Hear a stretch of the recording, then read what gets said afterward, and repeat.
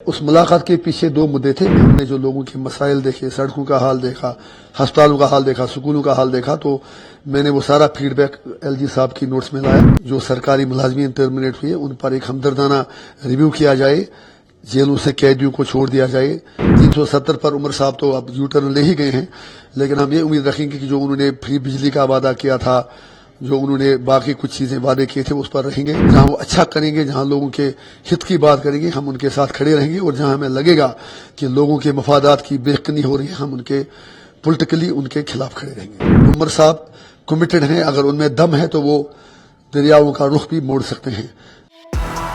जम्मू कश्मीर में विधानसभा के चुनाव संपन्न हो चुके हैं, परिणाम भी सामने आ चुके हैं। अब सरकार गठन की तैयारी तेज हो चली है। जम्मू कश्मीर में गठबंधन की सरकार बनने वाली है। उमर अब्दुल्ला के हाथों में अब जम्मू कश्मीर की कमान होगी। लेकिन जिस तरह से जम्मू कश्मीर चुनाव में आर्टिकल 370 का मुद्दा उछला था, उसके बाद से अब एक बार फिर से फारूक अब्दुल्ला के बेटे उमर अब्दुल्ला पर इंजीनियर राशिद ने बड़ा आरोप लगाया है। साथ ही राजभवन में जाकर के उन्होंने एलजी मनोज सिन्हा से मुलाकात की थी, उस पर भी उन्होंने बकायदा बातचीत की है। आपको बता दें कि राजभवन में जम्मू कश्मीर एलजी मनोज सिन्हा से मुलाकात पर अवामी इत्तेहाद पार्टी के अध्यक्ष और सांसद शेख अब्दुल्ला राशिद उर्फ इंजीनियर राशिद ने कहा, मुलाकात के दो कारण थे। मैं एक जनप्रतिनिधि हूं और मैं दौरे पर था। पिछले 3-4 दिनों में हमने लोगों के मुद्दे और सड़कों, स्कूलों और अस्पतालों की स्थिति को देखा है और उनसे मुद्दों को हल करने का अनुरोध किया है। साथ ही उन्होंने जम्मू कश्मीर में नई सरकार के गठन पर भी कहा कि सरकार पहले ही अपने मूल एजेंडे से भटक चुकी है।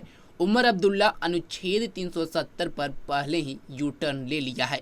हमें उम्मीद है कि मुफ्त बिजली समेत अन्य वादे वह पूरे करेंगे।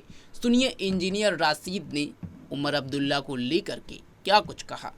उस मुलाकात के पीछे दो मुद्दे थे। मैं तो मेंबर पार्लियामेंट हूँ, मुझे लोगों का नुमाइंदा हूँ, और जो मैंने 3-4 दिन से मुख्तलिफ इलाकों का टूर किया, नॉर्थ कश्मीर का, सेंट्रल कश्मीर का, तो हमने जो लोगों के मसाइल देखे, सड़कों का हाल देखा, अस्पतालों का हाल देखा, स्कूलों का हाल देखा, तो मैंने वो सारा फीडबैक एलजी साहब की नोट्स में लाया और उनसे गुजारिश की कि लोगों के मसाइल का निपटारा किया जाए। उसके अलावा हमने उनसे ये भी गुजारिश की कि जो सरकारी मुलाजमीन टर्मिनेट हुए उन पर एक हमदर्दाना रिव्यू किया जाए, जेलों से कैदियों को छोड़ दिया जाए। इसी तरह जो पासपोर्ट वेरिफिकेशन के नाम पर लोगों के पासपोर्ट पड़े हैं, उसका निपटारा किया जाए। और उसके अलावा जो थानों के अंदर चाहे सरकारी मुलाजिम हो या कोई यूथ हो, बाकी लोग हों, वेरिफिकेशन के नाम पर जिनके FIR पड़े हैं, उसमें भी एक रिव्यू की जरूरत है, ताकि लोगों को नौकरियां हासिल करने में, कारोबार करने में कोई मुश्किल दरपेश ना हो। और हमें उम्मीद है कि एलजी साहब का जो फीडबैक था, उनका जो यकीन था, उनका जो हमें यकीन दहानी थी, उन्होंने कहा कि हम इन सारे मुद्दों पर हमदर्दाना गौर करेंगे। क्योंकि आप खुद 5.5 साल के बाद जेल से निकले हैं बेल पर, आपकी चूंकि बारे में सुना था कि दोबारा आपकी बेल जो है उसका पर्टिकुलर टाइम दिया गया है, उसके हवाले से वो अदालत में मामला है, अदालत में जो होगा तो वो आपको पता चल जाएगा। आपको एक तारीख दी गई? मुझे नहीं आइडिया है, मतलब जब अदालत से पता चलेगा। बेल अदालत में लगी है, जय साहब, मतलब उम्मीद है कि इंसाफ होगा। कुछ दिन के बाद नई गवर्नमेंट तश्कील की जाएगी, किस तरह आप देख रहे हैं? चूंकि एक जमहूरी निजाम है, अच्छी बात है, सरकार बनी, हम उसका वेलकम करते हैं और उम्मीद रखेंगे कि नई सरकार जो अपने निस्ब एजेंडे से पहले ही डिवेट हो चुकी है, कम से कम बाकी वादों से नहीं भागेगी।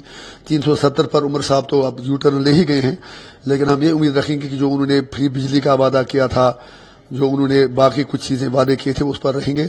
तो हम जहां वो अच्छा करेंगे, जहां लोगों के हित की बात करेंगे, हम उनके साथ खड़े रहेंगे। और जहां हमें लगेगा कि लोगों के मफादात की बेरकनी हो रही है, हम उनके पॉलिटिकली उनके खिलाफ खड़े रहेंगे। अपना तजुर्बा है, जो 10 साल यहाँ गैप रही है, असेंबली नहीं रही है, उस तजुर्बे की बुनियाद पर आपको लगता है ये गवर्नमेंट वाकई काम करेगी? हमें पॉजिटिव रहना चाहिए, क्यों नहीं रहेगी? जब उमर साहब हैं या कोई भी हूं, उनमें उतनी कैपेसिटी है, लेकिन ब्यूरोक्रेसी तो भी है, लोगों को भी बदलना पड़ेगा, सरकार को भी बदलना पड़ेगा और ब्यूरोक्रेसी को भी बदलना पड़ेगा। तो सब मिलकर अपनी जिम्मेदारी का एहसास करें। मैं यही चाहता हूं, क्योंकि जम्मू कश्मीर के लोगों की मुश्किलात, मसाइब हम सबके ईगो और अन्ना से काफी बड़े हैं। लोगों का फीडबैक है, मैं नहीं कह रहा हूं कि इस गवर्नमेंट में ज्यादा वो ताकत नहीं रहेगी, क्योंकि जो पावर्स है वो शायद आपके सवाल ताकत का नहीं होता है। अगर उमर साहब कमिटेड हैं, अगर उनमें दम है, तो वो दरियाओं का रुख भी मोड़ सकते हैं, लेकिन वो उनको फैसला करना होगा। वो पहले ही सरेंडर कर गए। हमने इसीलिए उनसे कहा था कि आप कम से कम एक छोटा सा इशू, स्टेटहुड, वो कोई मुद्दा ही नहीं है, आप तब तक सरकार न बनाए जब तक आपको स्टेटहुड ना मिले। उन्होंने हमारी बात मानी नहीं। अब उनके पास क्या रोड मैप होगा वो जाने। तो उमर साहब को चाहिए कि वो पूरी कॉन्फिडेंस के साथ सरकार चलाएं, और अगर वो अच्छा करेंगे, लोगों के हित की बात करेंगे, हमें कोई हिचकिचाहट नहीं होगी, हम उनके साथ खड़ा ना रहें।